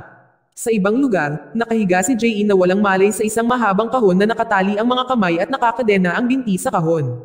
Nang magising siya mula sa kanyang pagkahilo, nakita niya si John Tae na papalapit sa kanya. Bigla niyang naalala ang nangyari bago siya dinala doon. Pagkalabas niya sa kanyang opisina, nakasalubong niya si John Tae sa kalye. Sa hindi inaasahang pagkakataon, hinawakan siya ni John Tae at tinakpan kaagad ang kanyang bibig at ilong hanggang sa mawalan siya ng malay. Pagkatapos noon, dinala siya nito sa lugar na iyon. Napagtanto ni Jae-in na si John Tae ang taong sumaksak kay Lian noon. Pagkatapos ay naglabas si John Tae ng martilyo mula sa kanyang bag. Natakot si Jae-in nang makita niya iyon. Ginamit ni John Tae ang martilyo na iyon sa isang malaking pako para ikadina ang isa pang binti ni Jae-in. Samantala, naglalakad si Lian sa isang eskinita at sinusubukang hanapin si Jae-in gamit ang kanyang kakayahan sa psychometry. Hinawakan niya ang mga pinto, gate, dingding, at lahat ng bagay sa lugar na iyon para mahanap ang anumang palatandaan kung saan siya dinala ni John Tae. Buong gabi niyang ginagawa iyon at tumangging huminto hanggang sa mahanap niya si Jae-in. Ipinadala rin ng mga pulis para hanapin si Jae-in. Hindi sumama sa kanila si Jisoo dahil nasa barko siya at papunta na siya para hanapin si Sangmo.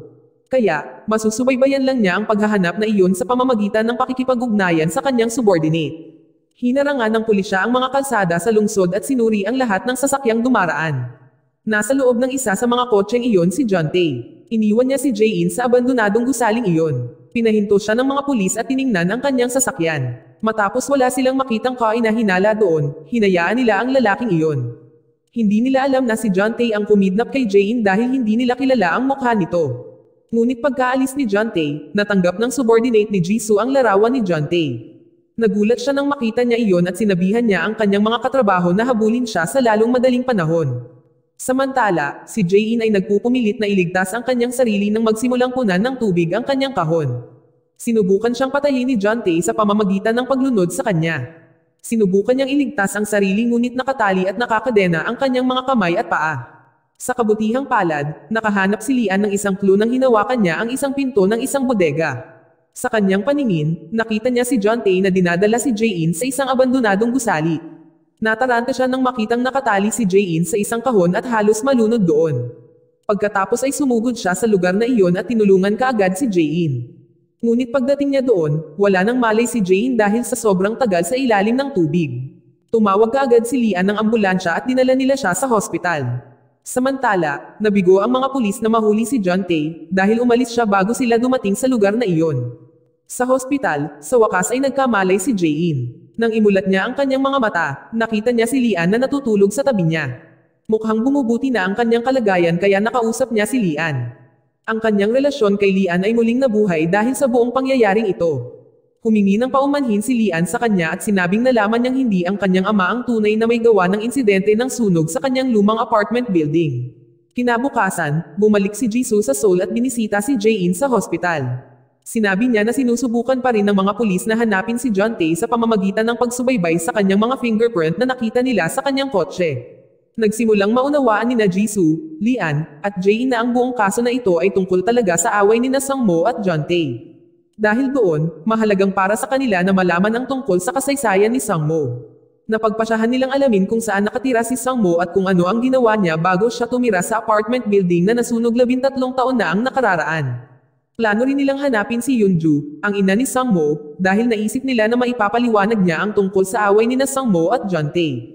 Bago umalis, humingi ng tawad si Jisoo kay Jae-in dahil inaresto ng kanyang ama ang isang inosenteng tao tulad ng ama ni Jae-in. Pagkaraan ng ilang sandali, sa wakas ay nakalabas na si Jae-in mula sa hospital at bumalik sa trabaho. Noong araw na iyon, pumunta si Jisoo sa istasyon ng pulisya at sinabing gagawin nila ang kanilang investigasyon sa lugar na iyon.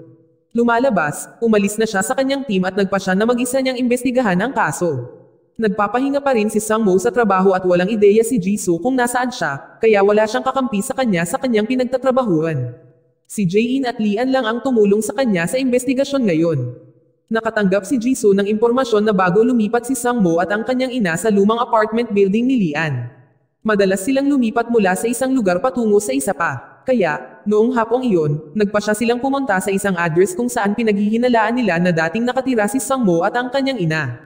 Pagdating nila doon, nakita nila ang isang abandonadong bodega kung saan inilalagay ang mga luma at sirang makina. Biglang nakita ni Lian at Jae-in ang mga yabag doon. Sinundan nila ang mga yapak na iyon na naghatid sa kanila sa isang basement. Nang hawakan ni Lian ang pinto, nakakita siya ng pangitain kung saan bumibisita si Sangmo sa lugar na iyon kamakailan.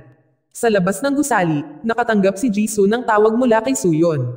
Sinabi sa kanya ni Suyon na nakahanap sila ng bagong impormasyon pagkatapos nilang imbestigahan ang mga fingerprint ni John Tae. Sinabi niya na may isang lumang case na nauugnay sa fingerprints ni John Tae. Tila, minsang dinukot ni John Tae ang isang babae at isang bata at binihag sila sa isang basement sa loob ng 9 na taon. Sa basement, nang hawakan ni Lian ang isang aparador doon, nakita niya ang isang batang lalaki na tumatakbo. Sa kanyang likuran, sinabihan siya ng kanyang ina na tumakas mula sa lugar na iyon. Ang batang iyon ay si Sangmo. Ang basement na iyon ay ang lugar kung saan binihag ni John Tae si Sangmo at ang kanyang ina sa loob ng 9 na taon. Nang lumingon sina Lian at Jae-in sa lugar na iyon, nakakita sila ng kulungan doon. Hindi nagtagal pagkatapos noon, dumating si Jisoo sa lugar na iyon. Sinabi niya sa kanila ang tungkol sa sinabi ni Suyon sa kanya sa telepono. Na si Sangmo at ang kanyang ina ay binihag sa basement na iyon sa loob ng 9 na taon. Pagkatapos ay pumunta sila sa iba't ibang silid sa lugar na iyon para maghanap ng anumang clue. Ginamit ni Lian ang kanyang kakayahang psychometry para tulungan siyang malaman ang tungkol sa nangyari. Nang hawakan niya ang dingding, nakita niya ang nakaraan ni Yoonju. Malamang, dinukot siya ni John Tae noong siya ay bata pa. Siya mismo ay teenager lamang noon. Hinawakan niya ang kanyang bihag sa lugar na iyon hanggang sa siya ay lumaki, nabuntis sa kanilang sanggol, at pinapante si Sangmo. Sa istasyon ng pulisya at hiniling sa isang pulis doon na bigyan siya ng mga dokumento tungkol sa mga hindi nalutas na kaso. Pagkatapos niyang suriin ang mga dokumentong iyon, nakakita siya ng dokumento tungkol sa pagdukot sa isang babae at isang bata. Nalaman niya na itinigil ng pulisya ang investigasyon para sa kasong iyon dahil hindi alam ng mga biktima ang tungkol sa pagkakakilanlan ng salarin. Nang makita niya ang sketch ng salarin, naisip niya na ang mukha ng lalaking iyon ay talagang kamukha ni John Tae. Sa basement, ginamit pa rin ni Lian ang kanyang psychometry na kakayahan upang makita ang nakaraan ni Yoonju. Sa kanyang pangitain, nakita niya itong humihiling kay John Tae na magbigay ng ilang libro kay Sangmo para makapag-aral siya. Nag-aalala siya sa kanyang anak dahil hindi ito kailanman ngumiti o nakadama ng anumang sakit. Natatakot siya na baka lumaki si Sangmo bilang isang walang pusong lalaki tulad ni John Tae. Bumalik si Jisoo sa abandonadong bodega at kinausap si Jae-in. Mula sa dokumentong nakuha niya mula sa istasyon ng pulisya, nalaman niya na si John Tae ay may alexithymia, isang kondisyon kung saan nahihirapan ang pasyente sa pagtukoy at pagpapahayag ng mga emosyon. Nang makilala ni John Tae si Yoonju, naramdaman niya ang pag-ibig sa unang pagkakataon sa kanyang buhay. Ngunit dahil nahihirapan siyang magpahayag ng emosyon, hindi niya alam kung paano ipapakita ang pagmamahal niya rito. Dinukot siya at binihag siya ng maraming taon. Sa istasyon ng pulisya, pinag-uusapan ni Jisoo at ng kanyang team ang tungkol sa kasong ito. Sinabi ng superior ni Jae-in, si Denam, kay Jisoo na alam ng pulis na ang may kagagawan ng insidente ng sunog sa apartment building na naganap 13 taon na ang nakalipas ay hindi ama ni Jae-in, ngunit nagpasya silang akusahan siya para sa isang dahilan. Ang apartment building na iyon ay itinayo ng isang construction company na pinangalan ng YSS Construction at talagang hindi maganda ang kalidad ng gusali. Nang mangyari ang insidente ng sunog at nawasak ang apartment building, ginamit ng YSS Construction ang sitwasyong iyon para takasan ang responsibilidad. Hiniling nila kay Byung-ho, na nanguna sa pagsisiyasat para sa kaso noong panahong iyon, na i-frame ang isang tao para hindi sila sisihin ng publiko sa insidente ng sunog, at isisi ito sa ibang tao. Dahil kakailanganin ng mahabang panahon para mahanap ng pulisya ang tunay na salarin, sa wakas ay sumang-ayon si Byung-ho na humanap ng isang tao para sa insidente ng sunog na iyon. Napagpasyahan niyang i-frame ang ama ni Jae-in, na naruroon sa apartment building noong naganap ang insidente ng sunog, at ipinadala siya sa kulungan hanggang sa araw na ito. Nang maglaon, na-promote siya dahil sa paghuli sa may kagagawa ng insidenteng iyon. Labis na nadismaya si Jisoo sa kanyang ama nang marinig niya iyon. Pagkatapos noon, pumunta siya sa bahay ng kanyang ama at sinabi sa kanya na alam niya ang lahat. Sinabi sa kanya ni Byung-ho na noong bata pa siya, mahina siya kaya madalas siyang magkasakit. Sinabi niya na wala siyang pera para dalhin siya sa hospital. Nang mabigyan siya ng pagkakataon na kumita ng mas maraming pera sa pamamagitan ng pagmamanipula sa kasong iyon. Kinuha niya ito kaagad para madala niya ang kanyang anak upang magpatingin sa doktor. Hindi alam ni Jisoo kung ano ang sasabihin nang marinig niya iyon. Napuno ng luha ang kanyang mga mata nang mapagtanto niyang ang kanyang ama ay gumawa ng ganoong bagay. Sa kalagitnaan ng gabi, isang babae ang nakita naglalakad sa kalye. Ang babaeng iyon ay si Yoonju, ang ina ni Sangmo. Bigla siyang huminto sa harap ng isang knife shop at tinitigan ito. Kinabukasan, nagbasa sina Lian at Jae-in ng isang dokumento tungkol kay John Tae. Matapos pag-aralan ang dokumentong iyon, nalaman nila na si John Tae ay nakatira sa isang istasyon ng tren noong siya ay bata pa. Nataranta sila nang mabasa nila iyon dahil hindi nila naiintindihan kung paano nakatira ang isang bata sa isang istasyon ng tren. Sa wakas ay nagpasya silang pumunta sa istasyon ng tren para malaman kung ano ang nangyari. Pagdating nila doon, nalaman nila na ang lugar na iyon ay inabandona at hindi na gumagana. Linggo-linggo sila sa lugar na iyon ngunit wala silang nakitang tao doon. Ngunit bigla nilang nakita ang isang bag. Binuksan nila ang bag na iyon at nakakita ng mga kadena at larawan ni Sangmo at Yunju sa loob. Ipinagpalagay ni Lian na ito ang bag ni John Tae. Ilang sandali pagkatapos noon, isang lalaking nakaitim na damit ang dumating sa lugar na iyon. Agad na nagtago sina Lian at Jae-in nang marinig nila itong naglalakad palapit sa kanila. Ngunit biglang huminto ang lalaking iyon, inikat ang kanyang katawan, at tumakbo ng mabilis hanggat kaya niya. Habang tumatakbo, hindi sinasadyang nalaglag niya ang isang kutsilyo sa lupa. Hinawakan ito ni Lian at nalaman niyang hindi lalaki ang taong iyon, kundi ang ina ni Sangmo. Habang sinusubukang tumakas, si Yunju ay nadapa at nawalan ng malay. Sa wakas ay nahuli siya ni Jae-in na humahabol sa kanya. Si Sangmo pala ay nasa kabilang bahagi ng istasyon ng tren. Pumunta siya sa lugar na iyon para makita si John Tae. Alam niyang nandoon ang kanyang ama dahil ito ang lugar kung saan binihag si John Tae. Malamang, noong bata pa si John Tae, siya ay dinukot at binihag sa inabandonang istasyon ng tren. Iyon ang dahilan kung bakit siya sa wakas ay naging isang walang pusong tao. Sa kotse, nakatanggap si Jisoo ng tawag mula kay Lian. Sinabi sa kanya ni Lian na tila may dalawang bahagi ang istasyon ng tren at si Sangmo ay nasa kabilang panig ng istasyon ng tren. Pagkatapos ay pumunta si Jisoo sa kabilang panig ng istasyon ng tren. Pagkaraan ng ilang sandali, nakita niya sina John Tae at Sangmo na nag-aaway doon. Inilabas niya ang kanyang baril at itinutok kaagad sa kanila. Ngunit biglang, inatake ni John Tae si Sangmo gamit ang tumagas na gas at sinaksak si Jisoo sa tiyan. Pagkatapos noon, tumakas siya sa lugar na iyon. Nagulat si Sangmo nang makita niyang duguan si Jisoo. Umiyak siya habang unti-unting nawalan ng malay si Jisoo. Hindi nagtagal ay nalaman ni Lian at Jae-in na si Jisoo ay sinaksak ni John Tae. Nagulat si Lian nang marinig niya iyon. Huminto siya sa paglalakad at bumalik sa istasyon ng tren. Bigla niyang nakita si John Tae na tumatakbo palayo sa istasyon ng tren at agad siyang hinabol. Patuloy niya silang hinabol hanggang sa makarating siya sa isang abandonadong lagusan. Sa lugar na iyon, ay nakuha niya siya at nabugbog kaagad. Nang hawakan niya ito, nagkaroon siya ng isang pangitain kung saan nakita niyang tinatawagan niya ang ina ni Sungmo sa telepono. Pagkatapos, nakakita siya ng isa pang pangitain kung saan si Sangmo ay nagmaneho ng kotse at isinama ang kanyang ina. Sa likod nila, nakita si John Tae na hinahabol sila. Sa kasalukuyan, sa wakas ay dumating ang mga pulis sa abandonadong lagusan at pinalibutan ang lugar na iyon. Nahuli nila si John Tae at dinala sa kotse ng pulis. Sa kotse, sinubukang tanggalin ni John Tae ang kanyang mga posas gamit ang wire na dala niya. Nang maglaon, nagalit si Jae-in nang sabihin sa kanya ng isang pulis na tumakas si John Tae. Sa hospital, katatapos lang ng doktor na magsagawa ng operasyon kay Jisoo. Ngunit sa kasamaang palad, nabigo si Jisoo na mailigtas dahil masyadong malalim ang kanyang hiwa. Nadurog ang puso ni Byung-ho nang marinig niya iyon. Siya ay labis na nalungkot sa pagkamatay ng kanyang anak na babae. Nalungkot din si Lian nang malaman niyang namatay na si Jisoo. Napaupo siya sa sahig at umiyak. Si Byung-ho sa wakas ay nagpasya siyang makita si Denam at hilingin sa kanya na muling buksan ang mga kaso ng insidente ng sunog sa hospital at ang insidente ng sunog sa apartment building. Nagulat si Denam nang marinig niya iyon. Binalaan niya si Byung-ho na aarestuhin siya kapag nalaman nila ang totoong nangyari. Ngunit sinabi ni Byung-ho na wala na siyang pakialam dito. Sa ngayon, gusto lang niyang gawin ang tama para sa kanyang anak. Sa silid ng interogasyon, si Jae-in ay nagtatanong kay Yunju. Sinimulan ni Yunju na sabihin sa kanya ang tungkol sa kanyang kwento. Sinabi niya na noon, pagkatapos nilang tumakas ni Sangmo sa basement, lumipat sila sa isang apartment. Ngunit sa kasamaang palad, nahanap sila ni John Tae doon. Dahil doon, lumipat sina Yunju at Sangmo sa ibang lugar. Binago pa ni Yunju ang kanyang mga pangalan sa pangalan ng babae na natagpuang patay sa loob ng mga malita at nagtrabaho bilang isang nurse sa hospital. Ngunit isang gabi, nakatanggap siya ng tawag mula sa isang tao. Nagulat siya nang malaman niyang si John Tae ang tumawag sa kanya. Hindi niya alam kung paano nalaman ni John Tae ang kanyang numero. Lalo siyang nabigla nang malaman niyang pinatay ni John Tae ang mga babae na ginamit niya ang pagkakakilanlan. Sa telepono, sinabi sa kanya ni John Tae na talagang gusto niyang makita siya. Nagbanta siyang papatayin ang lahat ng pasyente sa hospital kung tumanggi itong makipagkita sa kanya. Wala nang ibang opsyon si Yunju kung hindi makilala ang baliw na psychopath na iyon. Ngunit pagdating niya sa hospital, nalaman niyang lahat ng pasyente doon ay pinatay ni John Tae. Nang matapos ni Jae-in sa interogasyon, hinayaan niyang umalis si Yunju sa silid na iyon.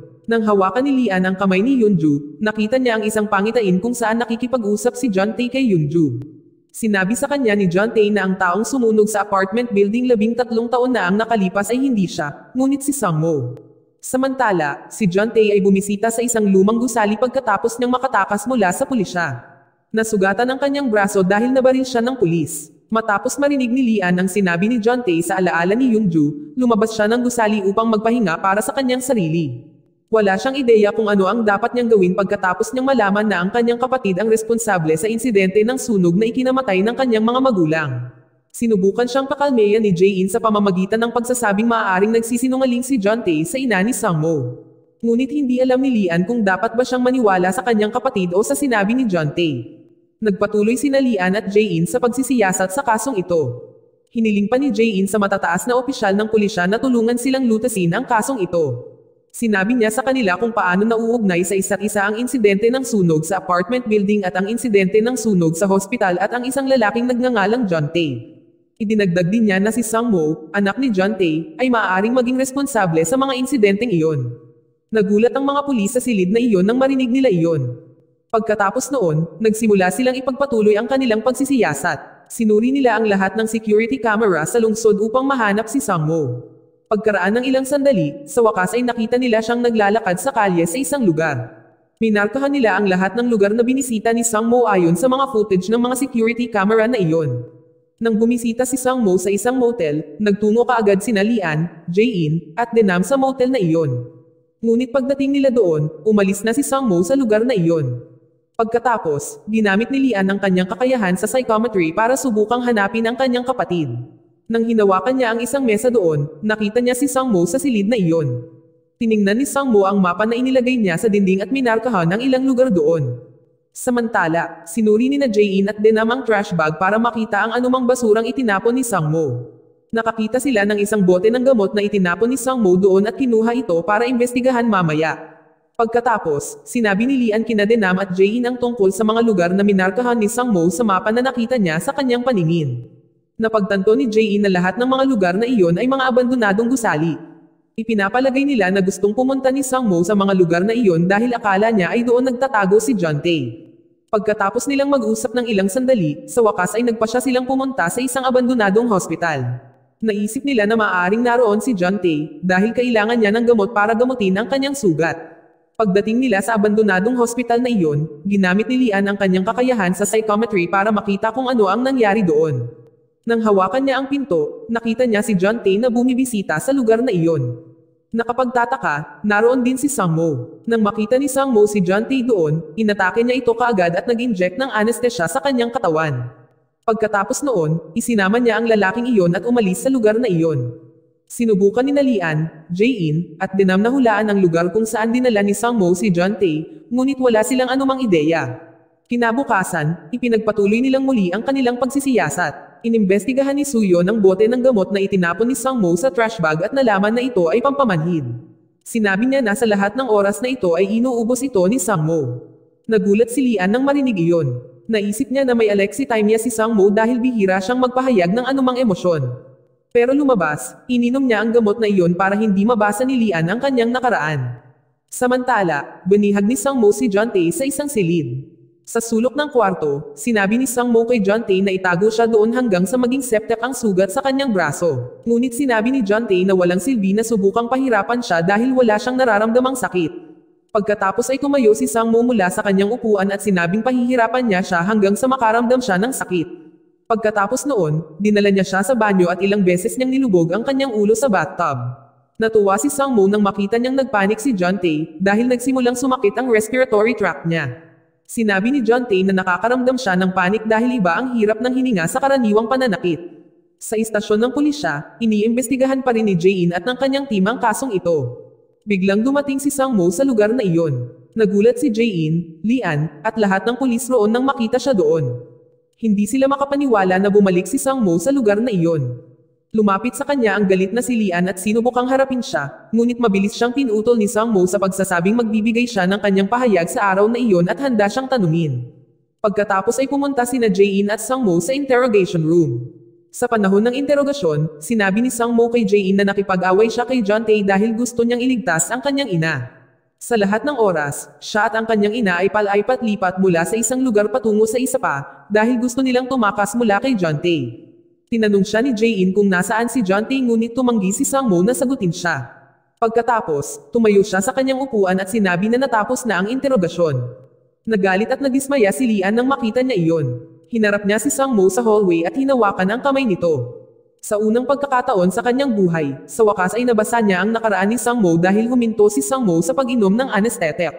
Sa kanyang paningin, nakita ni Lian si John Tae na bihag na nakatali ang kanyang mga kamay.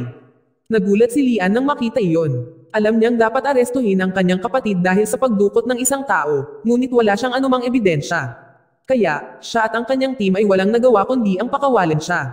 Bago umalis si Sang-mo sa lugar na iyon, pumunta siya sa selda ng kanyang ina at dinala siya. Si Lian at lahat ng pulis na naroon ay pinanood silang naglalakad palayo.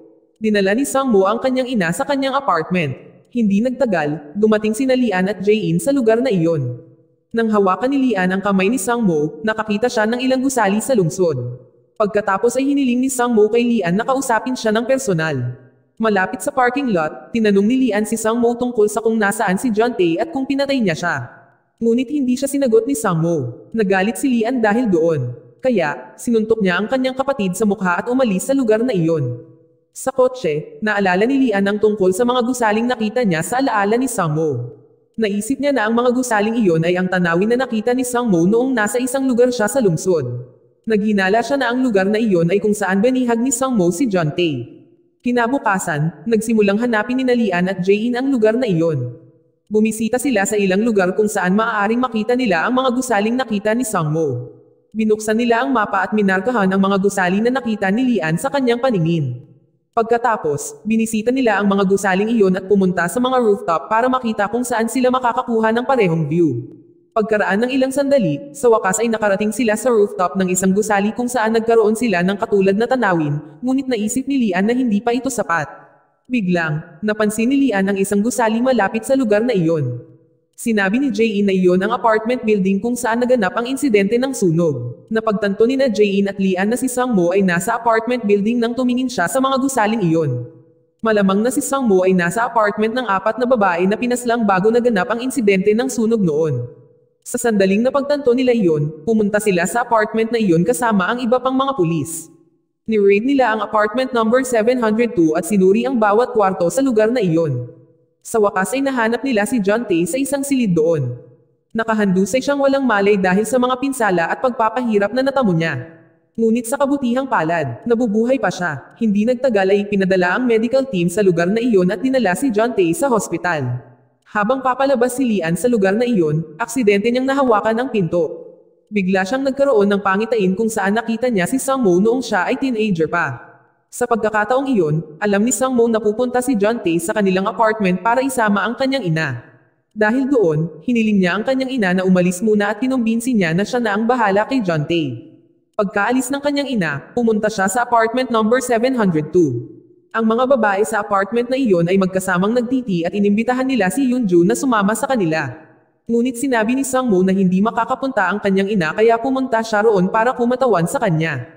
Hindi nagtagal, dumating si John Tae sa apartment building na iyon. Nakita siya ni Sang-mo na naglalakad lampas sa kanya patungo sa kanyang apartment.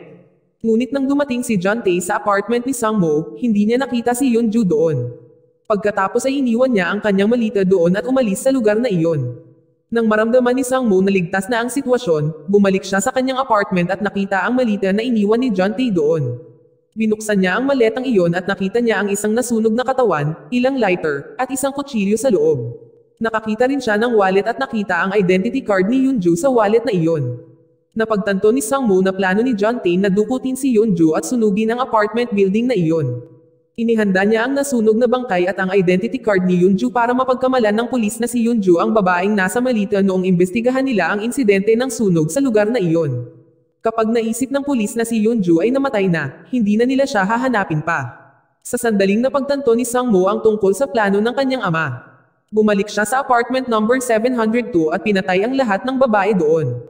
Pagkatapos, naglagay siya ng lighter sa microwave para masunog ang apartment building. Naisip niya na sa pamamagitan ng pagpapatupad ng plano ni John Tae. Magiging ligtas ang kanyang ina mula kay John Tae. Sa kasalukuyan biglang bumagsak si Lian nang makita niya ang lahat ng alaalang iyon. Masyadong marami at traumatic ang mga madilim na alaalang iyon para sa kanya kaya nawalan siya ng malay. Nataranta si Jae-in nang makita siyang nakahiga sa lupa at walang malay. Putihang palad, nagawa niyang tulungan siyang magising mula sa kanyang pagkahilo. Nang magising si Lian, sinabi niya kay Jae-in na totoo na si Sangmo ang nagsunog sa apartment building. Sinabi rin niya sa kanya ang tungkol sa lahat ng nakita niya. Bigla niyang na-realize na nasa apartment building pa rin si Sangmo. Kaya, mabilis siyang bumangon at hinanap siya. Sa wakas ay natagpuan niya siya sa isang silid kung saan tumalon sila mula sa isang bintana upang takasan ang apoy noon. Nakita niya ang kanyang kapatid na nakatayo sa harap ng bintana doon. Habang umaagos ang mga luha sa kanyang mukha, humingi ng tawag si Sangmo kay Lian para sa pagpaslang sa kanyang mga magulang. Sinabi niya na magagawa niya ang lahat ng kakilakilabot na pagpatay dahil isa siyang anak ng isang psychopath tulad ni John Tae. Ngunit inamin niya na nagsimula siyang makaramdam nang makilala niya si Lian. Nakaramdam siya ng emosyon at talagang nagilty siya sa lahat ng ginawa niya. Hindi nagtagal, dumating si Jae-in sa kwartong iyon. Humingi rin ng tawad si Sangmo sa kanya dahil kailangan nilang tiisin ng kanyang ama ang lahat ng sakit na iyon dahil sa kanya. Dahan-daang naglakad si Jae-in palapit sa kanya at hiniling sa kanya na isuko ang sarili. Sinunod ni Sangmo ang kanyang utos at ipinakita ang kanyang mga kamay na nakaposas. Nalutas na sa wakas ang kasong ito. Sa silid ng interogasyon, sa wakas ay umamin si Sangmo tungkol sa lahat ng krimen na ginawa niya. Para sa lahat ng krimeng iyon, ay nasentensyahan siya ng 13 taon sa bilangguan. Samantala si John Tae ay hinatulan ng kamatayan dahil sa pagdukot kay Yoonju at Sangmo sa loob ng 9 na taon at pagpatay sa 2 babae na ang mga bangkay ay natagpuan sa loob ng mga malita. Tila si John Tae ay hindi nakadama ng anumang pagsisisi o pagkakasala sa lahat ng kanyang ginawa. Samantala, natuwa sina Jae-in at Lian na sa wakas ay malulutas na nila ang mga kasong iyon. Maaaring may madilim silang nakaraan na hindi na nila mababago. Ngunit nagpasya silang mamuhay ng mas magandang buhay dahil may magandang kinabukasan pa sila.